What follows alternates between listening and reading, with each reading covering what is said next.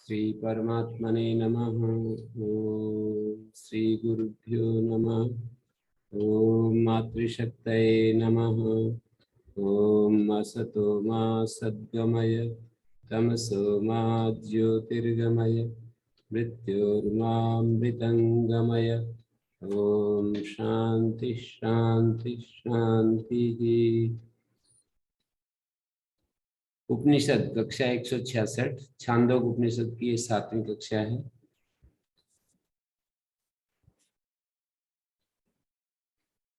यहाँ पर उपासना के बारे में एक बार फिर हम सिंहावलोकन कर रहे हैं कि ये उपासना का क्रम यहाँ प्रथम खंड में, द्वितीय खंड में, तृतीय खंड में किस किस तरह से चलाया गया है। तो प्रथम खंड में प्रणव में ब्रह्म की उपासना की बात कही।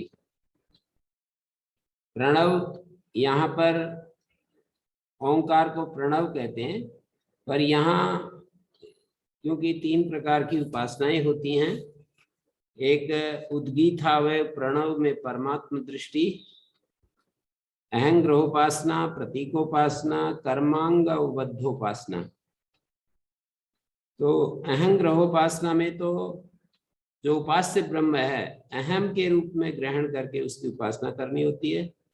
प्रतीकोपासना में जैसे आदित्य को ब्रह्म समझो, आदित्य को ब्रह्म इति उपासित है, मनो ब्रह्म इति उपासित है, लोकेषु पंचविधम साम इति उपासित है, साम उपासित है। तो ये प्रतीकोपासना है। और एक कर्मांगावबद्ध उपासना। ये कर्मांगावबद्ध उपासना क्या है? कर्म है याग, समझ लीजिए। कर्म का अंग हो गया कोई स्तोत्र, अभिधान क्रिया, जैसे स्तोत्र बोलते हैं, वहां पर ऋचाओं को 2 तरह से बोला जाता है, एक शस्त्र के रूप में, एक स्तोत्र के रूप में। ऋचाएं जब केवल पाठ मात्र करते हैं, चला गया ये लाइट, मेरे ख्याल चली गई,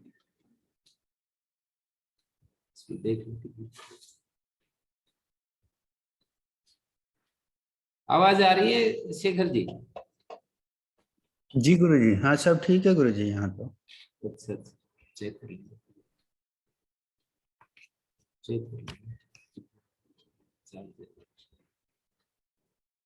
हाँ, तो कर्मांग उबद्धोपासना क्या है, इसको हम देख रहे हैं।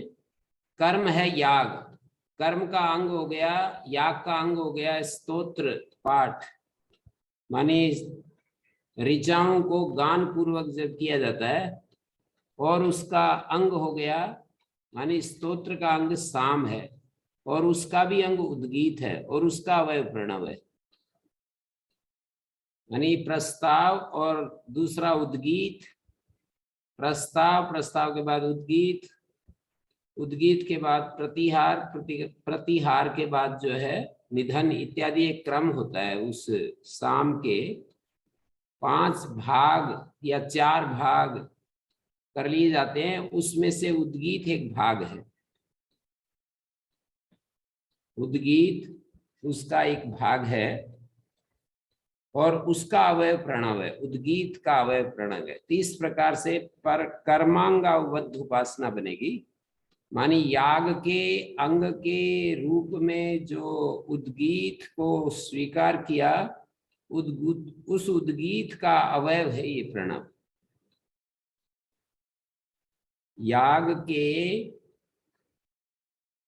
अंग के रूप में जो साम का प्रयोग किया जाता है, याग के अंग के रूप में स्तोत्र बोला जाता है, उस स्तोत्र का अंग साम होता है। तो साम का भी अंग, उसका भी अंग उद्गीत होता है, और उस उद्गीत का अवयव प्रणव होता है। तो उस प्रणव में ब्रह्म दृष्टि करनी होती है। ये कर्मांगावबद्ध उपासना होती है। केवल कर्म करते हैं तो वो भी फलदायक होता है, लेकिन उपासना के साथ यदि कर्म को किया जाता है, उपासना सहित कर्म किया जाता है, वो ज्यादा फलदायक होता है। ऐसी एक व्यवस्था है यहाँ पर। तो प्रणव में ब्रह्म उपासना किस तरह से, वो पीछे हमने जो अध्ययन किया उसी को मैं पुनः रिवाइज कर रहा हूं। प्रणव की सर्वलोक वेद सारत्व रूप जो रस तमत्व है, प्रणव का जो सब लोकों के और सब वेदों के सार रूप जो रसतम है, प्रणव को बताया गया है कि सब लोकों का और सारे वेदों का ये सार है। और ये प्रणव जो है रस स्वरूप है और सभी कामनाओं की प्राप्ति गुण वाला है ये प्रणव। और तीसरा समृद्धि गुण वाला है ये प्रणव। तो इन तीन गुणों से विशिष्ट ओंकार में ब्रह्म बुद्धि जब करते हैं, गुणत्रय विशिष्ट ओंकार में जब ब्रह्म बुद्धि करते हैं, तो ये प्रणव में ब्रह्म उपासना कहलाएगी। प्रणव को निरंतर अपने ध्यान का विषय बनाते हैं और उस प्रणव में तीन गुणों के साथ उस प्रणव का ध्यान करते हैं। जैसे योग दर्शन में तज्जपस तदर्थ भावनम तस्य वाच का प्रणवा, मैं उदाहरण के रूप में दे रहा हूं योग दर्शन के सूत्र को, जैसे तस्य वाच का प्रणवा तज्जपस तदर्थ भावनम, तो उसका ईश्वर का वाचक प्रणव है, उसका जप और उसके अर्थ की भावना। तो हम क्या करते हैं कि ओम शब्द का उच्चारण करते हैं और उस ओम शब्द के उच्चारण में ओम का प्रणव का अर्थ जो है उसकी भावना करते हैं। प्रणव का अर्थ क्या है, तो उससे पहले 3 सूत्रों में प्रणव का अर्थ बतलाया कि वो क्लेश कर्म विपाक आशय से रहित, क्लेश कर्म विपाक आशय अपरामृष्ट जो पुरुष विशेष है और वो जो सर्वज्ञ है और वो जो हमारा मार्गदर्शक गुरु है, इन गुणों से विशिष्ट प्रणव का ध्यान करना, ये अर्थ भावना है। माने हम क्लेश कर्म विपाक, कर्म का जो फल होता है जाति आयु भोग, उसको विपाक कहते हैं, और उसकी जो वासना होती है, विपाक की जो वासनाएं होती है, संस्कार होते हैं, उसको आशय कहते हैं। तो क्लेश कर्म विपाक आशय से रहित पुरुष विशेष ईश्वर है, वो सर्वज्ञ है, उसका ज्ञान पूर्ण है और वो गुरु भी है, मार्गदर्शक है, हमें रास्ता भी दिखाता है। तो इस स्वरूप में जब हम प्रणव को इन गुणों से युक्त उस प्रणव का ध्यान करते हैं, तो उसका फल बताया है वहां पर कि तथा प्रत्यक्ष चेतनादिगमोप्यंतराय भावश्च, ऐसे प्रणव की उपासना करने से, 3 गुणों से विशिष्ट प्रणव की उपासना करने से आत्म स्वरूप की उपलब्धि होती है और विघ्नों का अभाव हो जाता है। व्याधि स्त्यान संशय प्रमाद आदि दुख दौर्मनस्य आदि जो विघ्न है साधना के रास्ते में, जो प्रतिबंधक है, वे हट जाते हैं। आत्म तत्व की उपलब्धि होती है, विघ्न हट जाते हैं, ऐसे उसकी। तो ये मैंने दृष्टांत दिया है। इसी तरह से यहाँ पर कह रहे हैं प्रणव में ब्रह्म दृष्टि करना, और ब्रह्म को यहाँ पर 3 गुणों से विशिष्ट देखते हुए ब्रह्म बुद्धि करते हैं। ये ओंकार, ये प्रणव 3 गुणों से विशिष्ट है। ऐसे इस ओंकार में गुणत्रय विशिष्टे ओंकारे ब्रह्म बुद्धि, मानिए प्रणव सर्वलोक वेद सार स्वरूप है और रसतम है, सारे लोक और सारे वेदों का सार है। ये इस प्रणव में सारे लोक और सारे वेद समाहित हैं और ये रसतम है, मानी आनंद स्वरूप है, रसतम है, सारी कामनाओं की अवाप्ति वाला है, सारी कामनाओं की पूर्ति करने वाला है और समृद्धि गुण वाला है। तो इस गुणत्रय विशिष्ट ओंकार में, प्रणव में जब ब्रह्म बुद्धि करते हैं, ओंकार तो, ये जो ओंकार है ये तो वर्णात्मक है, और उस वर्णात्मक ओंकार को 3 गुणों से विशिष्ट, ओंकार में 3 गुणों से विशिष्ट उस ओंकार में ब्रह्म बुद्धि करते हैं। तो उद्गीताख्य जो साम है, उद्गीताख्य, उद्गीत के रूप में जो साम है, उस साम के भाग के अंतर्गत जो प्रणव है, वो परमात्मा के रूप में उसकी उपासना करनी है। वैसे तो प्रणव और उद्गीत पर्याय शब्द हैं, पर यहाँ पर इन्होंने ये बतलाया कि वो सर्व लोक और वेद के सार रूप है, रसतम है, मानी सर्वलोक वेद सारत्व रूपम रसतमत्वम एक हो गया। सर्व काम अवाप्ति गुणवत्वम ये प्रणव का दूसरा रूप हो गया। समृद्धि गुणवत्व ये तीसरा हो गया। वो समृद्धि स्वरूप है, वो सभी कामनाओं को पूर्ण करने वाला है, वो रसतम है, सारे लोकों और वेदों का सार होते हुए रस स्वरूप है। ऐसे उस प्रणव में ब्रह्म बुद्धि करनी है हमको, और निरंतर इस ब्रह्म बुद्धि के करने से हमारे अंदर भी यही फल हो जाएंगे। सर्वलोक और वेद का सार स्वरूप जो प्रणवमय हो जाएगा हमारा उपासक का मन, और हम भी रस से भर जाएंगे, सभी कामनाओं की पूर्ति हो जाएगी। और हमारे अंदर जो एक अभाव महसूस होता है तरह तरह के, समृद्धि का मतलब यह है कि अभाव का जहां अभाव हो गया है, अभाव का अभाव हो गया, उसको समृद्धि कहते हैं। कहीं पर भी हमें अभाव महसूस न हो तो हम समृद्ध होते हैं।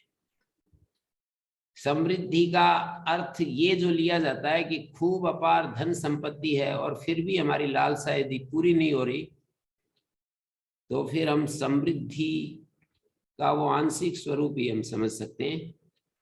समृद्धि का एक्चुअल मीनिंग, जो वास्तव में जो अर्थ है, ये है कि हमारे मन में पूरा संतोष, हमारे को किसी प्रकार के अभाव के कारण से जो एक कष्ट होता रहता है, वस्तु के अभाव से, पैसे के अभाव से एक कष्ट होता है, लेकिन हमारे मन की भूख भी तो यदि बढ़ जाए और हमें बेचैन कर दे वो बढ़ी हुई भूख, तो वो भी तो अभाव ही है।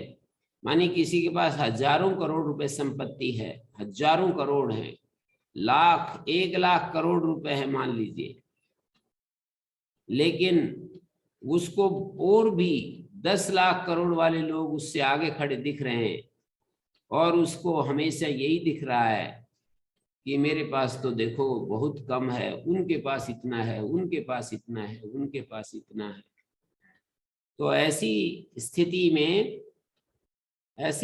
में हम जो है उसको समृद्ध नहीं कह सकते। समृद्धि के होने पर अभाव महसूस नहीं होगा, और ये इसका ओंकार को इस गुण से विशिष्ट देख रहे हैं, सभी कामनाओं की अवाप्ति, प्राप्ति, पूर्णता गुण वाला देख रहे हैं, और रस रूप ओम प्रणव को रस स्वरूप देख रहे हैं। इस ओंकार में ब्रह्म बुद्धि करनी है। ये प्रथम खंड में हमारे को बताया गया है। प्रथम खंड जो छांदोग्य उपनिषद का पहला खंड है, उसमें यही बातें कही गई कि ओम इत्येत अक्षरम उद्गीतम उपासित, ओम इति उद्गायति तस्य व्याख्यानम। ओम ऐसा उद्गान करता है उद्गाता, उसका ये व्याख्यान है कि इन भूतों का पृथ्वी रस है, पृथ्वी का जल आप रस है, और जलों का औषधि रस है, औषधियों का पुरुष रस है, पुरुष का वाग रस है, वाणी का ऋग रस है, ऋचाओं का साम रस है, और साम का उद्गीत रस बताया।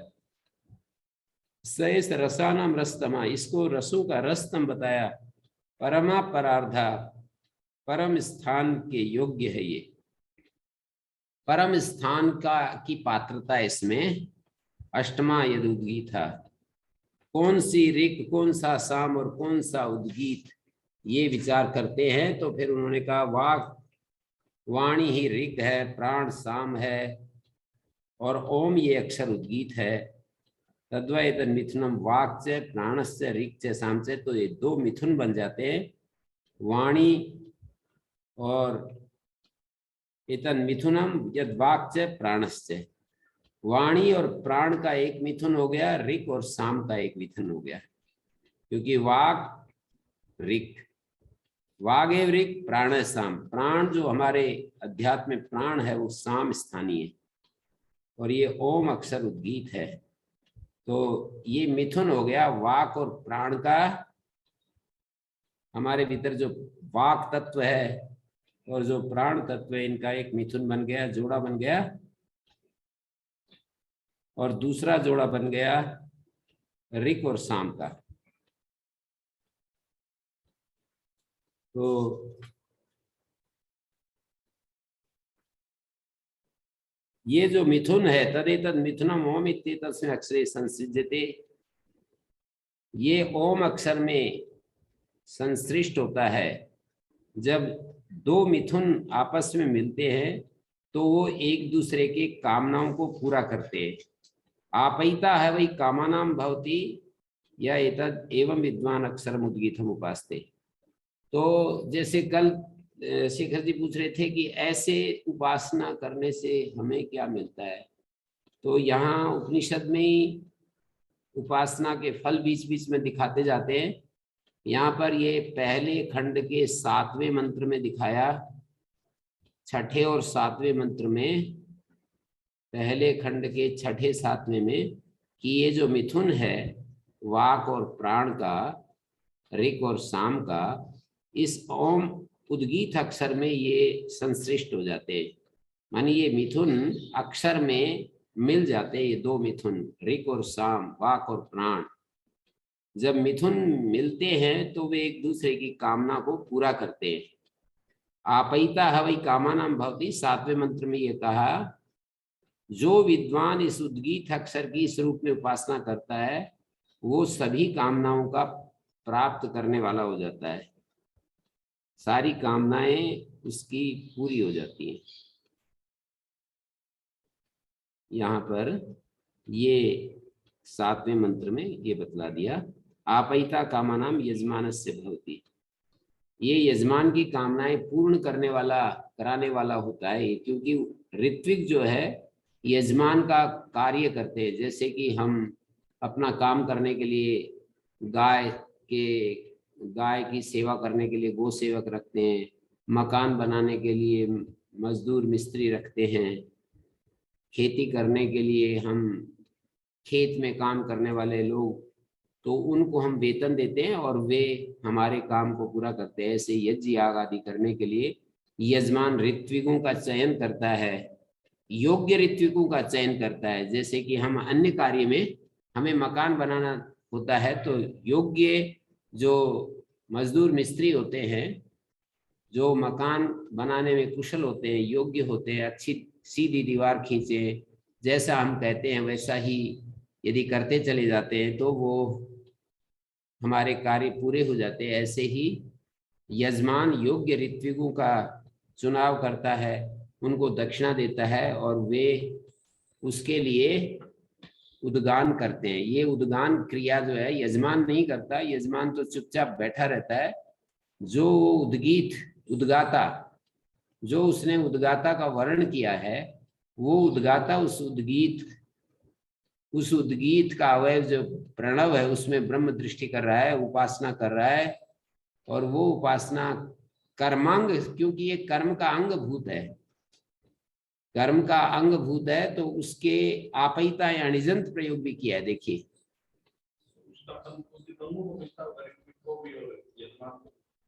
ऋत्विक को तो केवल पैसे मिलते हैं, दक्षिणा मिलती है, इस कर्म का फल तो यजमान को मिलता है। क्योंकि वो तो जैसे कि मजदूर आदि मकान बना करके चले जाते हैं, उनका फल तो पैसा मिल जाता है, और मकान से जो उपयोग लेते हैं उसमें हम रहते हैं, वो तो मकान बनाने वाले को वो फल मिलता है। ऐसे खेत में हम कल्पना कर सकते हैं, बागवानी में कर सकते हैं, कहीं भी कर सकते हैं। बाग लगाते समय वो तो जो सेवक होंगे वो तो पैसा लेकर के चले जाएंगे, पर बाग के जो फल आदि हैं वो बाग लगाने वाले को मिलेंगे। तो यजमान और ऋत्विक, यजमान ऐसे योग्य ऋत्विकों का चुनाव करता है, वो अपने मन को जिन्होंने साध लिया है और इस विद्या में जो पारंगत हैं, उपासना कर रहे हैं ध्यान पूर्वक, तो उन ऐसे ऋत्विक के द्वारा, यदि ऋत्विक ठीक नहीं है, योग्य नहीं है, और यजमान ने उस अयोग्य ऋत्विक को वो काम सौंप दिया, तो उसके उस फल में कमी आ जाती है। इसी को शास्त्र में कहते हैं कर्तृवैगुण्य, कर्म वैगुण्य और साधन वैगुण्य। माने किसी काम को करने पर भी यदि फल नहीं मिलता है, कर्म का तो नियम है कि वो फल देकर पूरा होता है, कर्म यदि करेंगे तो अवश्य फल देगा, पर कभी कभी ऐसा भी देखने आता है कि कर्म करते हैं और फल नहीं मिलता है। तो इसलिए वहां पर ये एक नियम बताया कि वहां कहीं ना कहीं करने वाले में वैगुण्य है, मानी विगुणता है, अर्थात कमी रह जाती है, कर्म में विगुणता रह जाती है, साधनों में विगुणता हो जाती है। जिन साधनों से वो कर्म किया जाता है उन साधनों में विगुणता है, या वो कर्म जो कर रहे हैं उसमें पूर्णता से नहीं हो पाया, या जो करता है उसमें विगुणता। जैसे किसी ने पुत्रेष्ट याग किया, यजमान बना कि मुझे पुत्र चाहिए, और उसने ऋत्विक बुलाए, जैसे कि श्री राम के बारे में आता है कि श्री राम ने श्रृंगी ऋषि को बुलाया, नहीं, दशरथ के बारे में आता है कि दशरथ ने जब उनको संतान नहीं हुई तो दशरथ को बुलाया, दशरथ ने श्रृंगी ऋषि को बुलाया, दशरथ ने श्रृंगी ऋषि को बुलाया, और उन्होंने वो यज्ञ किया और उनको दशरथ को पुत्र प्राप्ति हुई। तो कहते हैं कभी कभी पुत्रेष्टि याग कर रहा है तो उसको पुत्र तो मिला नहीं, याग पूरा हो गया, तो कहते हैं नहीं, वहां कहीं ना कहीं कमी रह गई है, या तो करने वाले में कमी रह गई, कर्ता जो है वो ठीक नहीं था, या कर्म ठीक नहीं हुआ पूरा, या साधन में विगुणता रह गई। ऐसे बहुत सारे यागों का एक प्रपंच है, पूरा विस्तार है, प्रपंच माने विस्तार है हमारे शास्त्रों में। जैसे किसी को ग्राम्य कामेष्टि, गांव प्राप्त हो मुझे, ऐसे वहां पर इष्टि विधान की है। जैसे वर्षा होनी चाहिए, अकाल पड़ रहा है, सूखा पड़ रहा है, मुझे वर्षा चाहिए, तो वो वर्षेष्टि याग करते हैं। उस वर्षेष्टि याग में किसी उस यज्ञ विद्या का जो मास्टर है ऋत्विक, उसको बुलाते हैं, फिर वो बताता है कि ये सब ऐसे ऐसे करो। ऋत्विक बुलाए जाते हैं और ऋत्विक सलाह देता है यजमान को कि ऐसे ऐसे करना है, ये सामग्री चाहिए, ये इस तरह से इसको पूरा करेंगे तो वर्षा होगी। तो वहां पर भी वर्षेष्टि है, या ग्राम ग्राम कामेष्टि याग है, गांव प्राप्त करने के लिए कोई इष्टि की जा रही है, या पुत्रेष्टि याग किया जा रहा है, इंद्रियों की शक्ति प्राप्त करने के लिए याग किया जा रहा है, तो वो तो पूरा हो जाता है। पर यदि कर्तृ वैगुण्य, कर्म वैगुण्य, साधन वैगुण्य होता है तो फिर नहीं भी होगा। पूरा कर्म का नियम है कि सब तरफ से यदि परफेक्शन है तो वो कर्म हमें फल देगा, अवश्य फल देगा, और कहीं भी यदि कमी रह जाती है तो वो नहीं देता है। यहाँ पर देखिए, मैं ये कह रहा था, आपैता हवै कामानाम भवति यह इदम विद्वान अक्षरम उद्गीतम उपासते। जो विद्वान अक्षर उद्गीत की उपासना करता है, यहाँ पर विद्वान कौन है? यजमान नहीं है, ये ऋत्विक विद्वान के लिए कह रहे हैं। जो अक्षर उद्गीत की उपासना कर रहा है, ये ऋत्विक बना हुआ, आपैता हवै कामानाम भवति, वो कामनाओं का पूर्ण करने वाला होता है। किसकी कामनाओं का? यजमान की कामनाओं का पूर्ण करने वाला होता है। ऋत्विक तो यज्ञ कर्म करके चला जाता है, दक्षिणा लेकर चला जाता है, लेकिन वो जो कर्म किया उससे यजमान की कामनाएं पूरी होती है। ये सिस्टम है इसका सारा यज्ञीय कर्मकांड का।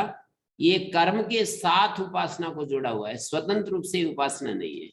यहाँ पर ये दिखाना चाहते हैं कि ये जो उपासना है ये स्वतंत्र रूप से कोई उपासना नहीं है, कर्म के साथ, इसको ही बोल रहे कर्मांगबद्ध उपासना, कर्म के अंग के रूप में संबद्ध जो उपासना है, कर्म के अंग के रूप में जो उसके साथ अटैच्ड, अवबद्ध मानी उसके साथ अटैच्ड जो उपासना है, तो उसको जो करता है उस उपासना में तो सारा नियम एक ही होता है कि कोई दूसरी चीज का ध्यान नहीं आना चाहिए। जिस उपास्य को हम, उपासक जो ऋत्विक उपासना कर रहा है उपास्य की, वो तन्मय हो जाए, उसको वो बिल्कुल पूर्णता के साथ करे, वो उसको कभी भी उसमें जैसा विधान है उससे विपरीत नहीं होना चाहिए।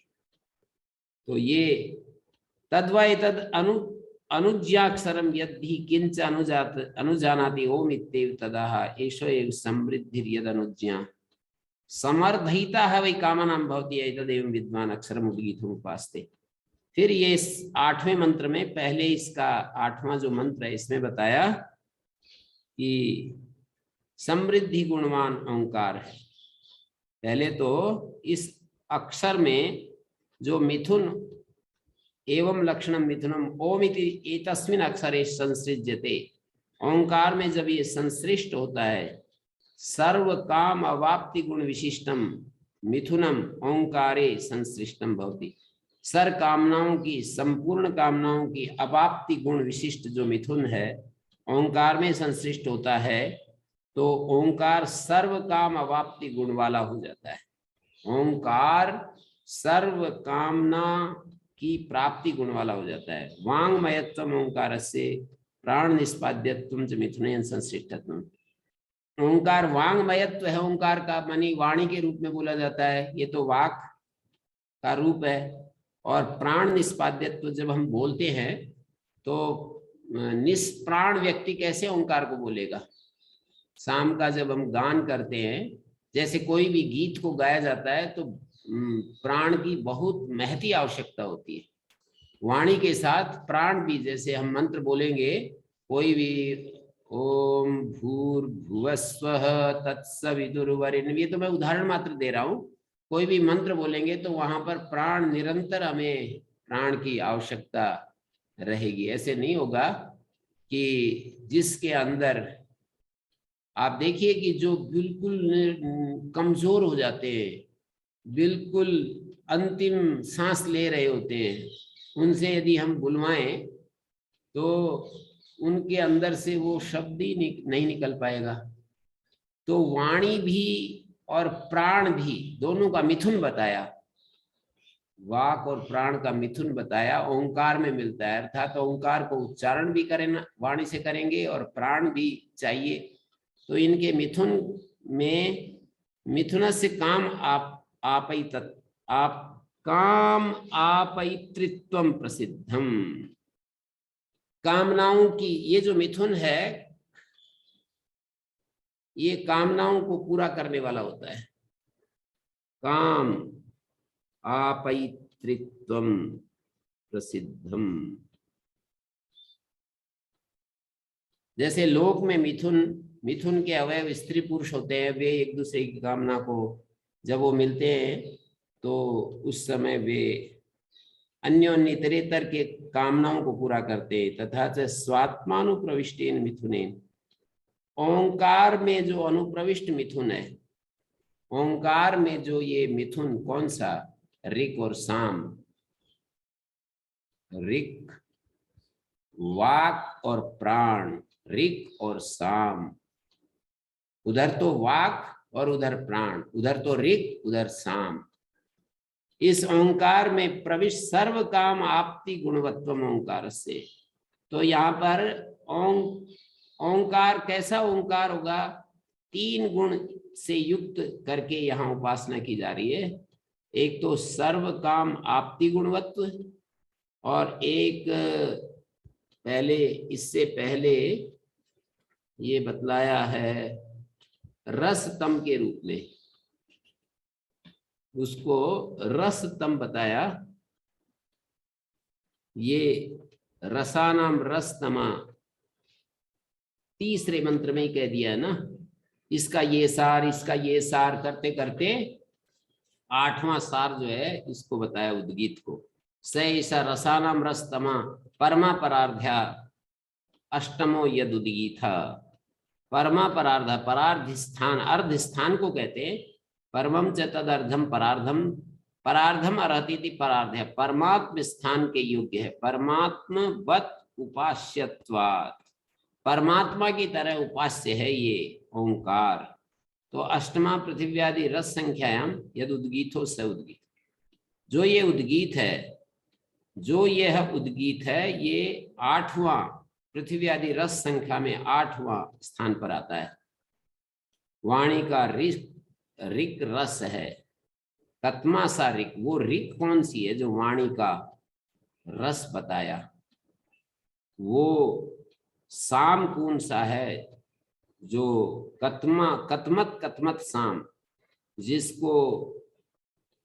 जिसको साम का, वो कौन है? कत्मा सा ऋक कतमत तत्साम। वाणी का जो ऋक को रस कहा, वो ऋक कौन है? वो साम कौन है? वो उद्गीत कौन है? ऐसे पूछते हैं। तो रसतम के रूप में प्रणव को देखते हैं। प्रणव में रसतम इस रूप में उसकी उपासना करते हैं। एक तो वो रसतम है, एक सब कामनाओं की अवाप्ति करने वाला है, इस रूप में उसको देखा। कत्मा सा ऋक, तो बोले वाग एव ऋक। जैसे प्रश्न किया था ना कि कौन सी वो ऋचा है, कौन सा कत्मा वाणी का ऋक रस है। वाचा ऋग रसा, कत्मा सा ऋक, वो ऋक कौन सी है? वाणी का ऋचा को रस बताया, वो ऋक कौन सी है? तो बोले वाग एव ऋक, जिसका वो रस है, वाणी का रस है ऋक। ऋचा जिसको ऋग्वेद के मंत्रों को ऋचा कहते हैं, साम मंत्रों को साम कहते हैं। तो वाणी का ऋचा रस है, वो ऋचा कौन सी है? तो उत्तर दिया वाग एव ऋक। वाग एव ऋक प्राण साम, जो प्राण है हमारे शरीर में वो तो साम है, और जो वाणी है यही ऋक है। वाणी और ऋक के एकत्व होने पर वो जो उद्गीत का अष्टमत्व बताया था उसका व्याघात नहीं होता है। और यहाँ पर पूर्वस्वात वाक्यांतरत्वात् आपति गुण सिद्ध है। आपति गुण की सिद्धि के लिए ओम इत्येतद् अक्षरम उद्गीत, ऐसा कहा। वाक और प्राण, ऋक और साम, ऋक और साम, उधर तो वाक, उधर हमारे भीतर प्राण होता है, उधर तो ऋक, उधर साम होता है। तो ऋक साम योनि, ऋक और साम की योनि कारण है, ऋक और साम के कारण वाक और प्राण है। वागेव ऋक प्राण साम, ऐसा कहा जा रहा है। वाणी ही ऋक है, प्राण साम है, क्योंकि ऋक से ये इन्होंने कहा कि वाणी का ऋक रस है और साम का रस प्राण है। यथाक्रमम ऋक सामयोर, ऋक साम योन्योर वाक प्राणयो ग्रहणे सर्वासाम ऋचाम सर्वेशाम च सामनाम अवरोधा कृता स्यात्। जब हम ये ऋक और साम की योनि, वाक और प्राण बता रहे हैं, ऋक साम की योनि का मतलब कारण, वाक ऋक का कारण है, प्राण साम का कारण है। माने ऋक और साम के कारण बने हुए वाक और प्राण, इनका जब हम ग्रहण करते हैं तो सारी ऋचाएं और सारे साम इसी में समाहित हो जाते हैं। सर्वा ऋक साम अवरोधे, सारी ऋचाएं और साम का अवरोध मानी समाहार होने पर ऋक साम साध्यानाम सर्व कर्मणाम अवरोधा, ऋक और साम के द्वारा जितने कर्म किए जाएंगे उन सब का समाहार इसमें हो जाएगा, और उसके अवरोध होने पर सारी कामनाएं इसमें आ जाएंगी। ओम इत्येतद् अक्षरम उद्गीत इति भक्त्याशंका निवर्तते। ओम इस अक्षर को उद्गीत बताया, तो ओम इत्येतद अक्षरम उद्गीत, इसमें भक्ति की जो आशंका है उसको हटा रहे हैं। तद्वा एतदिति मिथुनम निर्दिश्यते, किम तन मिथुनम इत्याह वाक् से प्राण से, ये पहले खंड का 5वां मंत्र पर विचार किया है भाष्यकार ने। ओम इत्येतद अक्षरम उद्गीत इति भक्ति आशंका, ओम इत्येतद अक्षरम उद्गीत ऐसा कहा पीछे, ओम इत्येतद अक्षरम उद्गीत, पहले शुरू में ही ओम इत्येतद अक्षरम उद्गीतम उपासित, ये विधिलिंग का प्रयोग होता है कि उपासना करे। किसको ये उपासना करे? कौन है उपासना करने वाला? यजमान ने जिस ऋत्विक को अपना उद्गाता बनाया है, वही कर्म जितने भी किए जाते हैं वो यजमान नहीं करता है। यजमान हमारे शरीर में उपमा देते हुए श्री अरविंद ने एक जगह कहा है कि यजमान उस यज्ञ में उस यजमान की भूमिका में होता है आत्मा। सांख्य का आत्मा, या हम यूं कहें कि हमारे भीतर जो आत्मा की उपस्थिति है, जो न्याय शास्त्र के अनुसार, तार्किकों के अनुसार आत्मा की स्थिति यह है कि आत्मा ही सब कर्म का कर्ता होता है, निर्णय लेने वाला होता है, सुखी दुखी होने वाला होता है, प्रगति करने वाला होता है, या अपने जीवन को पीछे ले जाने वाला, सारे जिम्मेदारियां आत्मा की होती हैं, ऐसा उनकी दृष्टि है। मानी आत्मा का वहां जो स्वरूप दिखाया है वो बुद्धि के साथ सम्मिलित जो आत्मा का स्वरूप है वो आत्मा शब्द से कहा।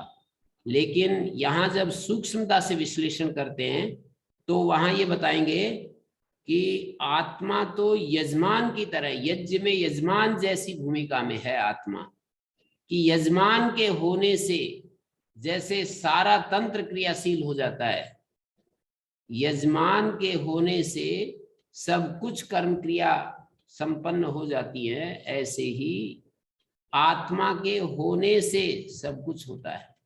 आत्मा नहीं है तो कोई भी क्रिया नहीं होती, देखने की, सुनने की, खाने पीने चखने की कोई क्रिया नहीं होती है, सब क्रियाएं बंद हो जाती है। ऐसे ही यजमान न हो तो कोई ऋत्विक नहीं होगा, कोई कर्म करने वाला ध्वर्यु, उद्गाता, ब्रह्मा कोई भी नहीं होगा।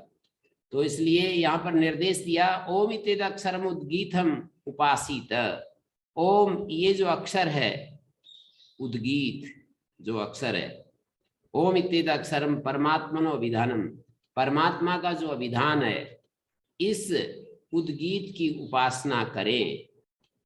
ये प्राचीन परंपरागत जो एक प्रणाली रही है शास्त्रों की कि ये यजमान है, ये ऋत्विक है, इनका ये कर्म है, उस शैली में मैंने, और भाष्यकार ने उसी तरह से इन मंत्रों की व्याख्या की है।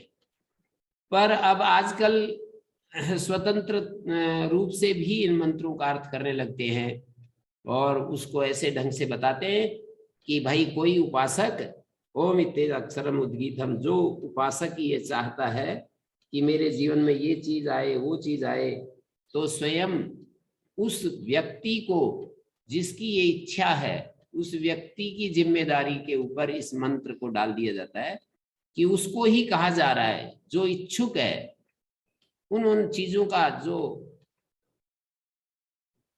अभिप्सु है, उसके लिए कहा जा रहा है ओम इत्येतद अक्षरम उद्गीतम उपास। ओम इस अक्षर, मान लीजिए मैं ही हूं और मैं जो है इस उपासना को करना चाहता हूं, तो मेरे को ही कह रहा है ये मंत्र कि ओम इत्येतद अक्षरम उद्गीतम उपास, ओम इस उद्गीत अक्षर की उपासना करो। ऐसा भी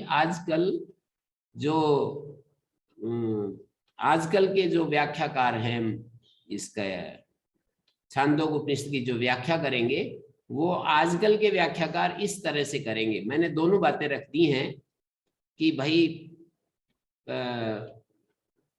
हजारों साल पहले जो प्रथा थी वो भी रख दी है, और आजकल की जो मंत्रों की बुद्धि संगत व्याख्या के पक्ष में जो है कि बुद्धि संगत व्याख्या करनी चाहिए मंत्रों की और उससे हमें लाभ लेना चाहिए। तो ये कहा ओम इत्येत अक्षरम उद्गीतम उपासित है, ओम इस उद्गीत अक्षर की उपासना करे। कौन करे? उपासक करे। उपासक ओम अक्षर उद्गीत की उपासना करे। ओम इति ही उद्गायति तस्य व्याख्यानम, ओम ऐसा कहकर के उद्गान करता है। ये हजारों साल पहले जो परंपरा थी, हजारों साल पहले, बहुत ज्यादा, लाखों साल पहले तो हमें पता नहीं कि क्या होता था क्या नहीं होता था, पर हमारे पास जो प्राचीनतम जो शब्दों का अर्थ बताने वाले हैं वो आचार्य शंकर हैं।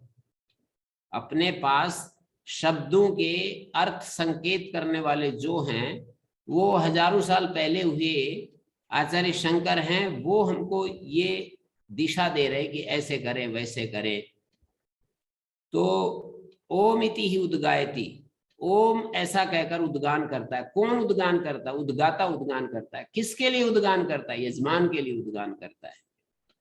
उद्गाता उद्गीत का उद्गान करता है, ऊर्ध्वगान करता है, उद्गान ऊंचा गान करता है। उसका व्याख्यान आगे बताया कि इन भूतों का पृथ्वी रस है और ऐसा ऐसा बता दिया। पृथ्वी का आप रस है, अब जलों का औषधि रस है, औषधियों का पुरुष रस है, पुरुष का वाग रस है, वाग का ऋग रस है, ऋचाओं का साम रस है, साम का उद्गीत रस है। तो इस तरह से ये रसों का रसतम है। शेष रसानाम रसतमा, ये जो उद्गीत है सारे रसों में रसतम हो गया, क्योंकि सारे रसों का सार हो गया। आठवां रस है ये परमा परार्ध। परमा परार्ध मानी परम है, ये अंतिम है और परार्ध स्थान के योग्य है। परमात्मा की तरह इस उद्गीत की उपासना करनी, परमात्मा की तरह इस उद्गीत की उपासना, उद्गीत तो अक्षर है, इसकी परमात्मा की तरह उपासना करनी है। तो ये सब चला। कतमा कतमा सा ऋक्, कतमत कतमत साम, कतमा चौथे मंत्र में ये पूछा इति विमृष्टम भवति, ये विचार करना है कि कौन सी ऋचा है, कौन सा साम है और कौन सा उद्गीत है। ये जो वीप्सा है, मतलब वीप्सा का मतलब किसी एक शब्द की जो दो बार आवृत्ति करते हैं तो वो वीप्सा कहलाती है। जैसे हम यूं कहें, कौन कौन भारत का बच्चा है, कौन कौन, जैसे लाखों लोग बैठे हुए हो, जाकर के कोई कहे कि कौन कौन भारतीय है, कौन कौन अमेरिकन है, कौन कौन इंग्लैंड का है।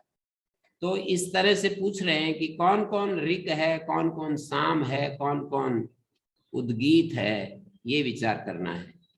तो उन्होंने ये बता दिया पांचवें मंत्र में कि भाई वाक ही ऋक है। पूछा था ना कौन कौन कौन ऋक है, इसका मतलब आदर के लिए इस तरह से प्रश्न कर दिया। ये जो वीप्सा है, यहां भाष्यकार ने दिया है कि कौन कौन, ये जो बात है ये आदरार्थ वीप्सा का कथन कर दिया है। भाष्यकार ने चौथे मंत्र की शुरुआत में ही एक पंक्ति लिखी, वाच ऋग रसा इत्युक्तम, कतमा सा ऋग, कस्मा सा ऋग, कतमत साम, कतमा उद्गीथा, कतमा कतमा इति वीप्सा आदरार्था।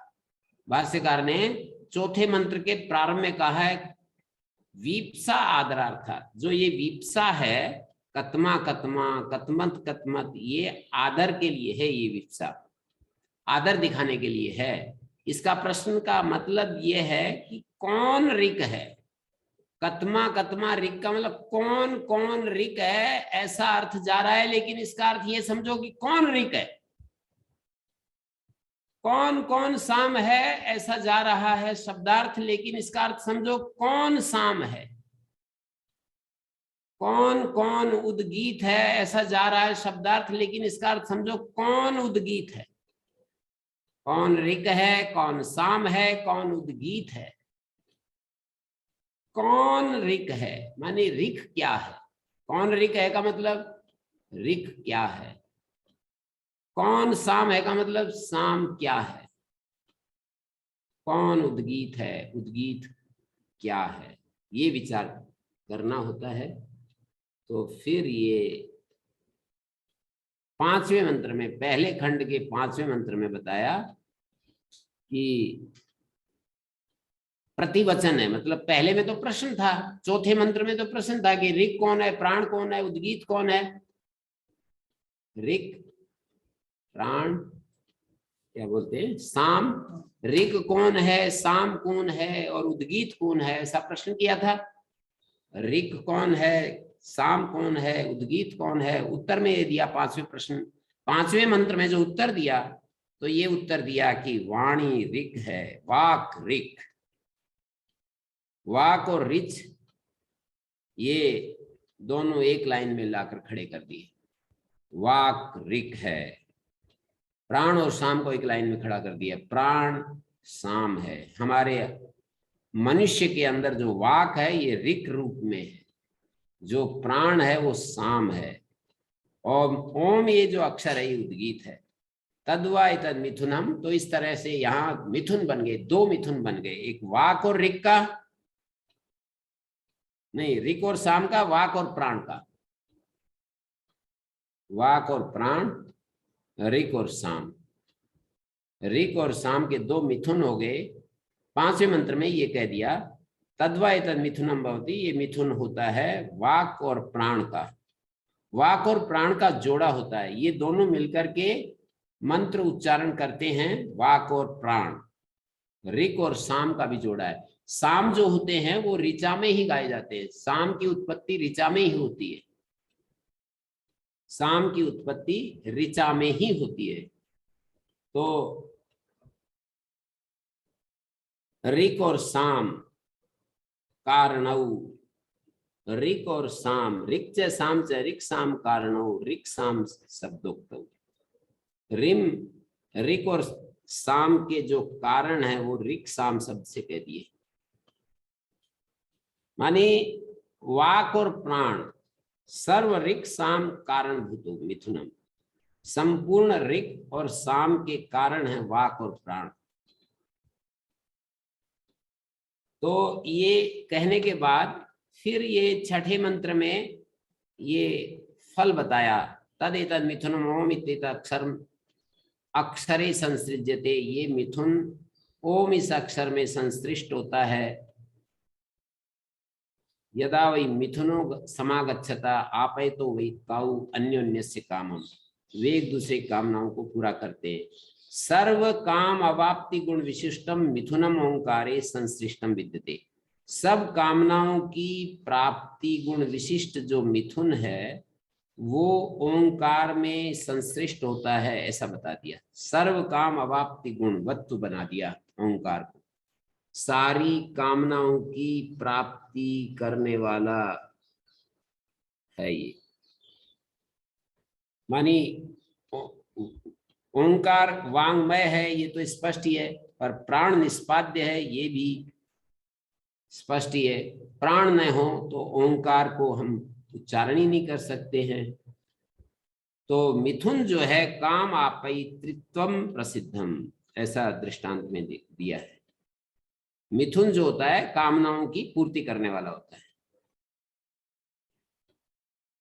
तो ओंकार में अनुप्रविष्ट जो मिथुन है सब कामनाओं को पूरा करेगा ये ओंकार, क्योंकि इस ओंकार में अनुप्रविष्टेन मिथुनेन, इस ओंकार में मिथुन प्रविष्ट है, और मिथुन का काम रहता है कि सब कामनाओं को पूरा करना। स्वात्मनुप्रविष्टेन मिथुनेन सर्व काम आपति गुणवत्तम ओंकार, तो सब कामनाओं को पूर्ण करने वाला हो गया ये ओंकार। तद उपासकोपि उद्गाता तद धर्मा भवति, और फिर ये बतला दिया 7वें मंत्र में कि जो उपासक उद्गाता है वो भी उस धर्म वाला हो जाता है।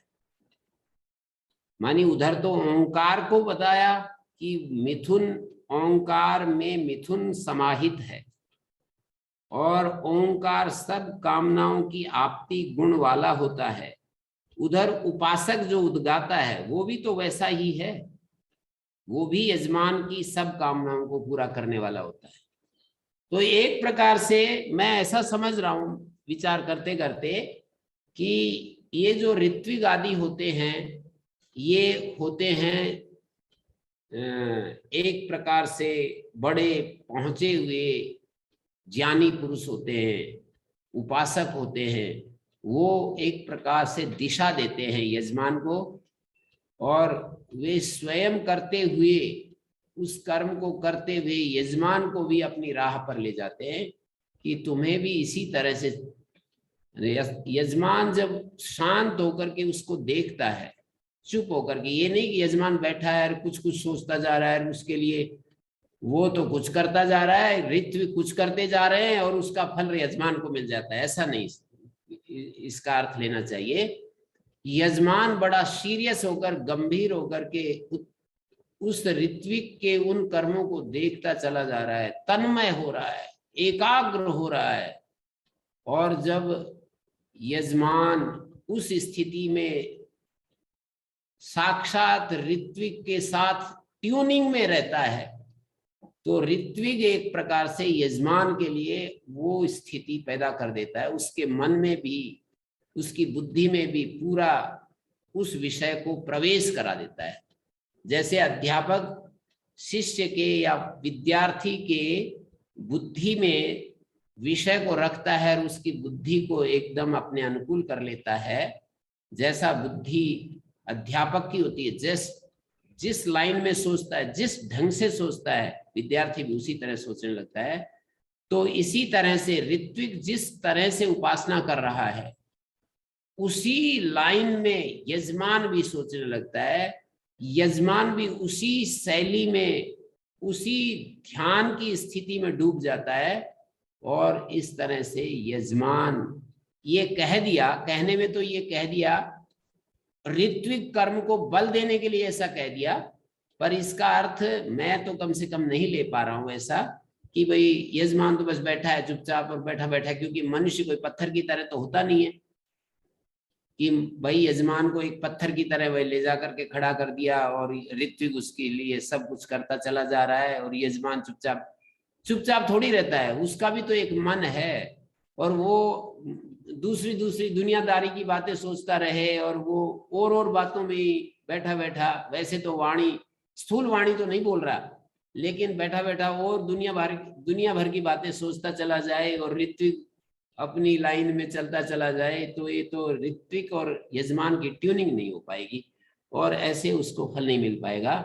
तो यजमान का भी कुछ दायित्व है कि यजमान जो है, जिस ऋत्विक को उसने बुलाया उसके साथ ट्यूनिंग में, उसके साथ बिल्कुल तादात्म्य की स्थिति में, वो जैसे एक उत्कृष्ट शांत एक ध्यान की, निधिध्यासन की स्थिति में है, ऐसे ही यजमान को भी वो अपने साथ लेकर के चलता है और उसकी कामनाओं को पूरा करता है। एतद एवं विद्वान अक्षरम उद्गीतम उपास्ते, इस 7वें मंत्र में ऐसे कहा। और तद्वा एतद अनुज्ञाक्षरम, ये जो ओम है ये अनुज्ञाक्षर है। जैसे हम कोई बोलते हैं तो वो ओम, आजकल फोन के ऊपर भी जब बात आती है तो हम कहते हैं ओम, मानी स्वीकृति देते हैं कि हाँ जी। कोई बाहर हमारे दरवाजे के कोई खड़खड़ाता है तो भीतर से आवाज आती है ओम, तो हाँ जी मैं अभी खोलता हूँ। तो ये अनुज्ञाक्षर है, मतलब ये एक प्रकार से स्वीकृतिवाचक शब्द है। किंच अनुजानाति ओम इत्येव तदाह एषो एव समृद्धि यद अनुज्ञा। अब इन्होंने कहा कि यत्किंच लोके ज्ञानम धनम वा अनुजानाति विद्वान धनी वा तत्र अनुमतिम कुर्वन् ओम इत्येव। जैसे कि अनुज्ञाक्षर, अनुज्ञा अक्षर है ये ओंकार। लोक में हम ये देखते हैं ज्ञान या धन की जब कोई स्वीकृति देता है, विद्वान धनी वा तत्र अनुमतिम कुर्वन्, तो वो धनी, जैसे कि यहाँ ज्ञान की बात इसलिए आई कि जैसे किसी गुरु के पास कोई बाहर से आकर के और जी किम अहम आगंतुम शक्नोमि, क्या मैं आ सकता हूँ, आजकल की भाषा में वो बोलते हैं ना, मे आई कम इन सर, तो वो बोलते हैं यस यस, ऐसा बोल देते हैं। तो उस समय के अनुसार ऐसे बोलते हैं कि मैम आगंतुम शक्नोमि ओम इति, वो बोलेगा ओम, माने हाँ ऐसा कहेगा ओम। तो लोक में जैसे ज्ञान को या धन को चाहने वाला व्यक्ति, जैसे किसी को कोई धन चाहिए, वस्तु चाहिए, पैसे चाहिए, कोई साधन चाहिए, तो वो बाहर से कोई धनी व्यक्ति के पास आकर के पूछता है कि क्या जी मैं आ सकता हूं, तो वो कहेगा ओम, हाँ आ जाओ। तो तत्र अनुमितम कुर्वन् ओम इत्येव तदा, अनुमति देते हुए ओम बोलता है ओम। तो वेद में भी त्रयस्त्रिंशत् ओम इति होवाच, त्रयस्त्रिंशत् इति ओम इति होवाच। वेद में भी ऐसा एक वचन आता है, त्रयस्त्रिंशत् ओम इति होवाच, माने कति एव देवा या ज्वल, ऐसे बोले वेद में। बृहदारण्यक में कितने देवता हैं याज्वल, त्रयस्त्रिंशत्, ऐसे उत्तर दिया। ओम इति होवाच, हाँ ठीक बोले हो। साकल्येन पृष्ठे त्रयस्त्रिंशत् इति याज्वल्केन प्रत्युक्ते ओम इति साकल्यो अनुज्ञाम, मतलब उसने पूछा कि कितने देवता हैं, याज्वल्क ने उत्तर दिया 33। तो जो पूछने वाला तो बोले ओम इति, ठीक बोले हो, बढ़िया उत्तर दिया। वो उसको स्वीकृति एक्सेप्ट करता है उसके उत्तर को, तो कहता है ओम इति, हाँ जी बिल्कुल ठीक बताया, ओम इति होवा। आजकल भी कभी कभी डिबेट वगैरह में या छोटे छोटे बच्चों से प्रश्न करते हैं कौन बनेगा करोड़पति आदि, जो वो टीवी चैनल्स पर जो वो चलती है पूछताछ, तो उसमें प्रश्न करते हैं, तो वो जब सही उत्तर देता है तो ओम इति, हाँ जी ठीक उत्तर है, बिल्कुल सही उत्तर है। तो ये इस तरह की भाषा है। लोक में भी तवेदम धनम गृह्णामि, क्या मैं तुम्हारी ये वस्तु ले सकता हूं, तो कहता है हाँ जी ओम इति, संस्कृत भाषा में कहे ओम इति। एता अतः ऐसा एव समृद्धि यद अनुज्ञा, ये जो अनुज्ञा है ना, स्वीकृति देना एक प्रकार से समृद्धि है, हमारे को समृद्ध बना देती है, मतलब हमारी इच्छा को पूरी कर देती है। जब हम किसी को स्वीकृति देते हैं कि हाँ जी, तो समृद्ध हो जाते हैं। तन मूलत्वाद अनुज्ञा, अनुज्ञा यद अनुज्ञा या अनुज्ञा सा समृद्धि, मानी अनुज्ञा जो है समृद्धि का मूल है। मतलब किसी को किसी चीज की आवश्यकता है, अभाव महसूस कर रहा है, वो पूछता है क्या मैं ये ले लूं, और वो ओम बोल दे तो उसका वो अभाव पूरा हो जाता है। तो समृद्धो ही ओम इति अनुज्ञाम ददाति, कोई व्यक्ति समृद्ध होता है तभी तो वो ओम अनुज्ञा देता है। पहले ही उसके पास कमी हो तो फिर थोड़ी यानी ये तो मेरे कोई जरूरत है और मेरे पास फालतू नहीं है, तो वो ओम नहीं बोलेगा। फिर समृद्ध जो है ना वो ओम ऐसी अनुज्ञा, समृद्ध वो होता है, समृद्ध को ऐसे परिभाषा दी गई है कि जो जितनी हमारे को आवश्यकता होती है उससे अतिरिक्त जो बचा हुआ होता है दूसरे की काम में आने के लिए। मतलब जैसे 4 रोटी की हमें भूख है और हमारे पास 6 रोटी हैं या 8 रोटी हैं या 5 रोटी हैं, तो हम समृद्ध माने जाते हैं। और हमें 4 रोटी की भूख है और 4 ही रोटी है, तो हम समृद्ध नहीं होते।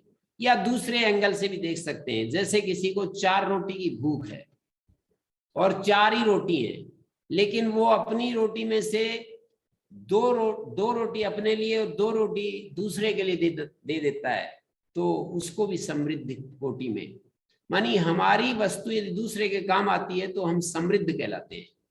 और यहां तक भी हो जाता है ये तो कि भाई 4 रोटी की भूख है, 4 जने आ गए भूखे आदमी और अपने आप भूखा रह करके एक एक रोटी बांट दी चुपचाप, तो और भी ज्यादा समृद्ध माना जाता है, उस व्यक्ति को और भी अधिक समृद्ध देते हैं। महाभारत की एक कथा में यही तो बताया गया है कि एक ब्राह्मण का यज्ञ उस राजसू यज्ञ से भी बड़ा यज्ञ था, जिस ब्राह्मण परिवार ने दूसरे के उसमें अकाल में दूसरे की जान की रक्षा की और अपनी आहुति दे दी।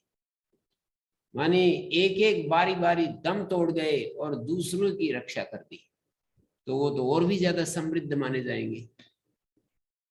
असमृद्धता वस्तु से ज्यादा मन की अंदर की है, ये कोई फिजिकल चीज नहीं है। साइकोसोमेटिक बोलते हैं इसको, मानी साइको भी है, सोमेटिक भी है। केवल ये फिजिकल समृद्धि का सम केवल फिजिकल वस्तु के अधिक होने से या कम होने से नहीं, हमारे दिल की उदारता और बड़प्पन के साथ इसका संबंध है। तो यहाँ पर ये बताया समर्दहिता हवै कामानां भवति एतदेवं विद्वान् अक्षरम् उद्गीतम् उपास्ते तेनियं त्रयी विद्या वर्तते ओम इति। ये यहाँ पर फिर ये बतला दिया, त्रयी विद्या के बारे में ये बतला दिया। तेन यम त्रयी विद्या वर्तते ओमिति आश्रावयति ओमिति संसति ओमिति उद्गायति एतस्यैव अक्षरस्य चित्तै महिम्ना रसेन।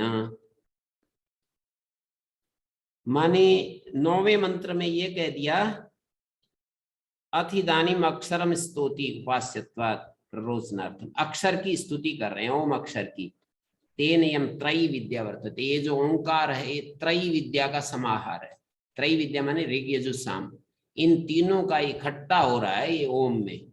ओम कह करके ही जो वो करता है, ये जो अध्वर्यु होता है वो बोलता है कि हाँ भाई ये काम करो वो काम करो। ओम इति आश्रावयति, वो दूसरों से काम करवाता है ओम कह करके।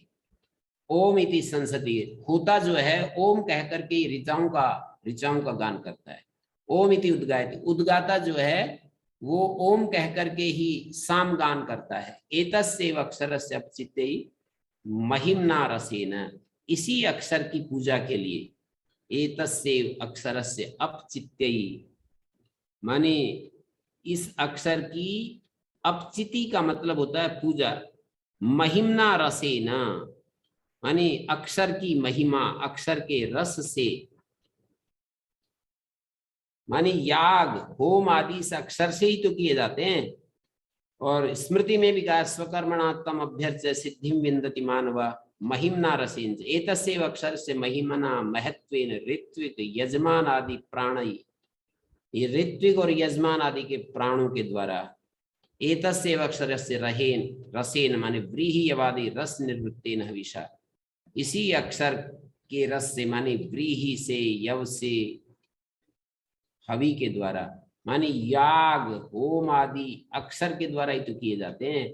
तच्च आदित्यम उत्तिष्ठते, और उससे वो आदित्य को आहुति पहुंचती है और वो वृष्टि आदि होती है, प्राण और अन्न पैदा होते हैं। प्राणैरन्नम से यज्ञस्तायते, प्राण और अन्न से यज्ञ फैलता है। तो तेन इयम त्रयी विद्या, माने ये जो है ये त्रयी विद्या है। अक्षरेण प्रकृतेन ऋग्वेदादि लक्षणा त्रयी विद्या, माने नहीं त्रयी विद्या एव आश्रावण आदि भी वर्तते कर्म तु तथा प्रवर्तते। त्रयी विद्या ही आश्रावण आदि के द्वारा नहीं होती है, कर्म वैसा होता है। ओम इति आश्रावयति ओम इति संस्थि ओम इति उद्गायति, सोम याग किया जाता है। अध्वर्यु ओम कह करके आश्रावण करता है, कराता है, सनसन करता है। तो आध्वर्य होत्र औदगात्र इन तीनों को दिखाने के लिए आश्रावयति और ये तीन शब्द बोले हैं। ओम इति उक्त्वा आश्रावयति, ओम इति उक्त्वा संसति, ओम इति उक्त्वा उद्गायति। तो तेन उभौ कुरुता यश्चैतदेवं वेद यश्च न वेद नाना तो विद्या च यदेव विद्या करोति श्रद्धया उपनिषदा तदेव वीर्यवत्तरम भवति एतस्यैव अक्षरस्य उपव्याख्यानं भवति, इसी अक्षर का उपव्याख्यान होता है। तेन उभौ कुरुता यश्चैतदेवं वेद यश्च न वेद, दोनों ही अक्षर विज्ञानवता कर्म कर्तव्यम, इस पर आक्षेप करते हैं। तेन अक्षरेण उभौ यस्यैतद् अक्षरमेवं व्याख्यातम वेद, जो इस अक्षर ओंकार का व्याख्यान किया इसको जो जानता है, जो नहीं जानता है कर्म मात्र विवक्त, कर्म मात्र वित अक्षर याथात्मम न वेद। कर्म तो दोनों करते हैं, तब उभौ कुरुता कर्म, तेन उभौ कुरुता कर्म, तयोश्च कर्म सामर्थ्यादेव फलम स्यात् किं तत्र अक्षर याथात्म विज्ञाने। कहते हैं तेन उभौ कुरुता कर्म, दोनों ही तो कर्म करते हैं, जो इस अक्षर के याथात्म को जानता है, जो नहीं जानता है, कर्म तो दोनों ही करते हैं। बोले नाना तो विद्या च विद्या च, और ये जो विद्या और अविद्या है ये तो इसका अलग अलग फल है। जो विद्या के साथ किया जाता है वो उपनिषद के साथ वो अधिक फल देता है। ज्ञान पूर्वक जो कर्म किए जाते हैं, जैसे हम एक कर्म करते समय हमारा ध्यान वहीं रहे और हम उन क्रियाओं को करें और उसका जो संकेतार्थ है उसको समझते जाएं, और एक रिचुअल के रूप में हम करते चले जा रहे हैं और मन हमारा वहां लगा हुआ नहीं है, तो वो ध्यान पूर्वक कर्म नहीं कर रहे हैं, उपासना पूर्वक कर्म नहीं कर रहे हैं, केवल कर्म कर रहे हैं। तो कहा कर्म भी लाभ तो देता है, पर उपासना सहित जो कर्म है वो बहुत ज्यादा लाभ देता है। उपासना का मतलब ध्यान पूर्वक जो कर्म किया जाता है, ज्ञान पूर्वक जो कर्म किया जाता है वो अधिक फल देता है। तो यहाँ पर इस 10वें मंत्र में, पहले खंड के 10वें मंत्र में, तेन उभौ कुरुता यस्यैतदेवं वेद यस्य न वेद, जो इस तरह से जानता है या नहीं जानता है, कर्म तो दोनों ही करते हैं। कर्म मात्र वित है, अक्षर के याथात्म को नहीं जानता है। कर्म सामर्थ्यादेव फलम स्यात्, कर्म के सामर्थ्य से फल अपने आप हो जाएगा, तो अक्षर याथात्म को जानने से क्या लाभ है। तो कहते हैं दृष्टमि लोके हरित किम भक्षयत तद रसादि भिज्य इतरयोर विरेचनम। कहते हैं लोक में हरड़ कोई खाए, हरड़ के गुण को जाने या न जाने, हरड़ खाएगा तो दस्त तो लगेंगे। कोई हरित की को खा रहा है और उसका गुण धर्म जान रहा है कि भाई ये हरित की खाएगा तो इस तरह विरेचन होगा, ये होगा, वो होगा, और जो नहीं जानता है हरित की खाने से फल तो दोनों को मिलेगा, विरेचन जिसको कहते हैं। तो कहते हैं नहीं, ऐसी बात नहीं है। यस्मात् नाना तो विद्या च अविद्या च भिन्ने ही विद्या विद्ये, विद्या और विद्या, ज्ञान और अज्ञान, ये दो अलग पंथ हैं। न ओंकारस्य कर्मांगत्व मात्र विज्ञानमेव रसतम आपति समृद्धि गुणवद विज्ञानम किंतरी ततोपि अधिकम। कहते हैं ओंकार का जो कर्मांगत्व मात्र विज्ञान ही, कि कर्म का अंग है, ओंकार जो है वो कर्म के साथ संबद्ध कर्मांगत्व मात्र विज्ञान ही नहीं है, रसतम आपति, रसतम आपति समृद्धि, तीन चीजें बताई ना यहाँ इस प्रसंग में, कि ओंकार रसतम है, सब कामनाओं को पूर्ण करने वाला है, समृद्धि से युक्त है। तो कहते हैं ये विज्ञान ततोपि अधिकम, उससे भी ज्यादा है। तस्मात् तदंगाधिक्यात् फलाधिक्यम युक्तम, और भी ज्यादा है ओंकार का, उसके अंग के आधिक्य होने से फलाधिक्य होता है। दृष्ट लोक में देखा जाता है, वणिक सबरयो पद्म रागादि मणि विक्रय वणिजो विज्ञानाधिक्यात् फलाधिक्यम। जैसे कोई एक बनिया है, एक सबर जंगली भील है, वो पद्म राग आदि मणि विक्रय, पद्म राग आदि मणि को बेचने में वणिजो विज्ञानाधिक्यात् फलाधिक्यम, जो वणिज है, जो जंगली भील है, उसको पता नहीं है, इसको तो सारा पता है। विज्ञानाधिक्यात् फलाधिक्यम तस्माद् यदि विद्या विज्ञानेन युक्ता सन करोति, जो विज्ञान के साथ माने विद्या के साथ माने उपासना पूर्वक जो करेगा वो श्रद्धया श्रद्धावान होता हुआ, उपनिषद के योग से युक्त हुआ वो उसका कर्म ज्यादा शक्तिशाली हो जाएगा। अविद्वत कर्मणों अधिक फलम भवति, अविद्वान के कर्म से अधिक फल वाला हो जाएगा। विद्वत कर्मणों वीर्यवत तर कहा है, विद्वान का जो कर्म है वो अधिक फल देने वाला होता है। तो अविद्वान का भी कर्म फल तो देता है, पर वो सामान्य रूप से फल देने वाला होता है। न च अविदुषा कर्मणि अनधिकार। अविद्वान को कर्म में अधिकार ही नहीं होता, ऐसा भी नहीं कहा जा सकता कि अविद्वान है तो वो कर्म ही ना करे, ऐसा भी नहीं है। क्योंकि वहां पर आगे चल करके उशस्त चाक्रायण प्रकरण में ये बताएंगे कि वहां अविद्वानों को भी ऋत्विक, अविद्वान ऋत्विक हैं और उनको भी एक ज्ञानी ऋत्विक जो है कहता है कि इनसे भी कर्म करवाओ, इनको भी दक्षिणा दो, मैं भी कर्म अपना काम करूंगा, मुझको भी दे देना। तो इससे ये सिद्ध होता है कि अविद्वान भी कर्म तो करता ही है, जितना भी उसको जानकारी है उसके अनुसार ही टूटा फूटा जो भी करता है। ऐसा नहीं कि मेरे को तो आता नहीं थी मैं तो बिल्कुल ही नहीं करूंगा, ऐसा नहीं। तो ये सब बातें यहाँ पहले खंड को मैंने दोबारा रिपीट किया क्योंकि ये थोड़ा सा नया नया प्रकरण है, नई नई इसमें बातें हैं, तो प्रयत्न तो व्यर्थ जाता नहीं है। जितना हम कोशिश करते हैं तो फल तो हमें मिलता ही है। तो ठीक है। जी, बहुत ही अच्छा रहा, और अच्छी तरह से समझ आ रहा है गुरु जी। तो यहाँ गुरु जी, जो ऋत्विक होता है, जो मतलब सामगान करता है, उपासना करता है, और एक यजमान होता है, तो हम जी, यजमान को उसका फल मिलता है, ऋत्विक को भी उसका फल मिलता होगा वैसे तो। ऋत्विक का फल इतना ही मिलता है, उसको दक्षिणा मिल जाती है। बट वो गुरुजी एक अध्यापक की तरह, जैसे आपने अध्यापक शिष्य का वर्णन किया, तो एक ऋत्विक भी तो पूरी तरह मगन होके उपासना में चला जाता हाँ, है तो या। वो उतना तो वो भी वो उस तरह से, क्योंकि ये प्राचीन शैली में ना ये जो कर्म होते हैं उसको कर्म का जो संकल्प करता है ना कि मुझे ये कर्म करना है, मुझे स्वर्ग की इच्छा है और मुझे ये काम करने हैं, तो वो साधन के रूप में वो जो जो आवश्यकताएं हैं तो उसमें द्रव्य जुटाता है, देवताओं को सामने रखता है, मंत्र ऋत्विकों से मंत्र बुलवाता है, और वो कुछ कुछ तो कर्म मात्र ही होते हैं और कुछ ऐसे कर्म होते हैं जिनके अंग के रूप में उपासना भी जोड़ दी गई है।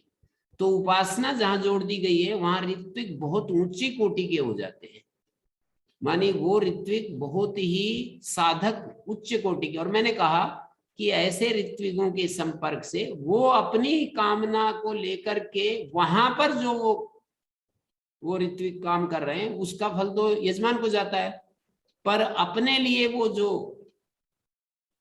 लिए वो ऋत्विक जब कर रहे होते हैं, बृहदारण्यक में ये बात आती है कि ऋत्विकों को क्या मिलता है, यजमान को क्या मिलता है। तो इस विभाग को वहां पर दिखाया है कि वहां पर हम पढ़ेंगे जब बृहदारण्यक, तो उसके पहले ही अध्याय में ये बात आएगा कि ऋत्विक को कितना मिलता है, यजमान को कितना मिलता है। बाकी लॉजिकली तो तर्क तो ये कहता ही है कि जो उतनी उच्च चेतना में रहेगा तो उसका भी मन शुद्ध होता है, उसको भी ये मिलता है। माने ऋत्विक भी यजमान के लिए जब करता है, जैसे हम अध्यापक विद्यार्थियों को पढ़ाते हैं तो अध्यापक का भी ज्ञान बढ़ता है, उसकी पुनरावृत्ति होती है। तो इन युक्तियों से तो ऐसा लगता ही है, पर वो कर्म का जो फल है ना, स्वर्ग फल जैसे बोलते हैं, तो वो एक परंपरा में ऐसा अर्थ है। ये महर्षि दयानंद ने इस तरह का स्वर्ग नरक ये सब कोई दूसरे लोक में हमें मिलते हैं ऐसा उसको हटा दिया। बाकी मैंने बताया ना कि ऐसी एक व्यवस्था रखते हैं कि भाई ये कर्म करें तो स्वर्ग मिलेगा, ये कर्म ऐसे ऐसे करेंगे तो नरक मिलेगा, और वो इस धरती से अलग बता देते हैं। और उस धरती से अलग बताते समय उसमें यजमान के कर्म के द्वारा उस यजमान को वो स्वर्ग फल मिला, ऋत्विक को तो उसने जो वो कर्म करवाया उसकी दक्षिणा मिल गई। जी गुरु जी, हाँ ना, वो तो है। बट जैसे आपने कहा, ऋत्विक के मन की शुद्धि तो होती है, उपासना में वो करता है। वैसे तो हम भी देखते हैं, अब हम यज्ञ करवाते हैं, तो यजमान तो अपने एक अपनी मानसिकता से जुड़ा होता है, मैं यज्ञ करवा रहा हूँ, मुझे ऐसा है, जो भी उसकी कामनाएं हैं और एक आचार्य है वो अपना यज्ञ करवा देता है। पता नहीं उसकी मानसिकता ऐसे कभी उसको नहीं लगता होगा कि जैसे यजमान सोचता है उसको एक यज्ञ कर्म से मेरे को क्या मिल रहा है, ऐसा आचार्य नहीं सोचता उस चीज को, जैसे ऋत्विक का कह रहे हैं। जी, तो आचार्य कर्म करवाता है और ऋत्विक मन यज्ञ जो है यजमान यज्ञ करता है।